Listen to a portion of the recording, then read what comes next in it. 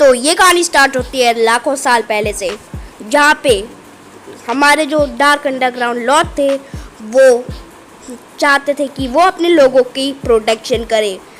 जो मॉब्स और प्लेयर्स आके उनके लोग को मार के और वहाँ पे चोरी करके चले जाते थे, क्योंकि हर टाइम डार्क अंडरग्राउंड लॉर्ड वहाँ पे रह नहीं सकते थे। तो उन्होंने कहा अपने कुछ वर्कर्स और वॉरियर से कि ओवरवर्ल्ड में जाके कुछ आयरन और पम्पकिन लेके आए जिससे वो आयरन गोलम्स को बना सकें। तो उन्होंने वैसा ही किया, पर आयरन इकट्ठा करते समय वॉरियर्स ने कुछ मॉब्स को मारा, जैसे क्रीपर्स, स्केलेटन और ज़ॉम्बीज़ और भी कई सारे मॉब्स, जिनसे उनके हाथों और पैरों पे कुछ खरोंचें आ गई थी, जिनसे थोड़ा खून निकल रहा था। थोड़ा खून आयरन से पे भी टपक जाता है और वो आयरन लाल पड़ने लगता है। तो वर्कर सोचते हैं हम जाके उसको वॉश कर लेंगे और ये एकदम सही सा आयरन बन जाएगा, पर उनकी लापरवाही की वजह से वो उसको वॉश नहीं करते हैं और इसकी वजह से जब गोलम्स बनते हैं तो उनके कुछ पार्ट्स जैसे कि एक हाथ, एक पैर, ऐसी कुछ बॉडी पार्ट्स लाल होते हैं और उनके अंदर नेगेटिव एनर्जी आना स्टार्ट हो जाती है। तो वो वर्कर्स को जाके मारते हैं और ज़्यादा नेगेटिव बन जाते हैं। डार्क अंडरग्राउंड लॉर्ड को जैसे ही पता चलता है, हमारे लॉर्ड जाके पॉजिटिव एनर्जी उनमें डालने लगते हैं एक प्रीस्ट से बात करके।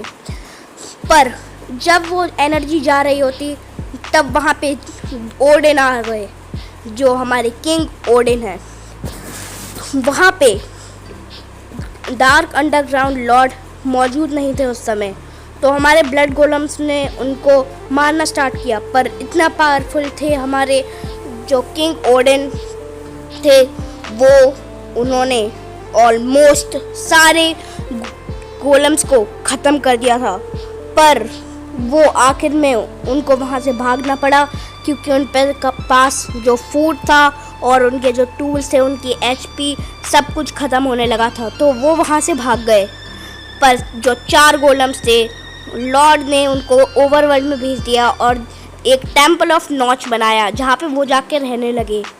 तो जो हमारी जो सिटी थी नेदर के डीप डाउन, वो ऑलमोस्ट अबेंडेंड हो गई थी, बस वहाँ पे एक इंसान बचा था।